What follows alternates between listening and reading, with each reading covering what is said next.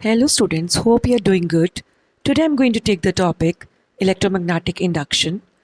Now let us consider a coil and a bar magnet such that bar magnet is free to move.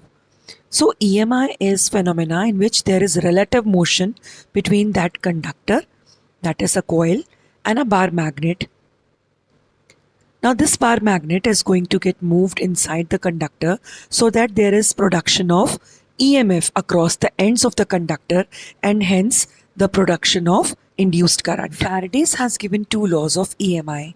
Now first law states that whenever there is change in magnetic flux linked with the coil, the EMF is going to get generated and hence induced current will be produced. Second law states that magnitude of E.M.I is directly proportional to rate of change of magnetic flux. However, he failed to give the direction of magnetic flux. So it was given by the Lenz's law that polarity of induced EMF is such that it is going to oppose the cause, which produces it. So now by Lenz's law we have E equals minus d phi by dt.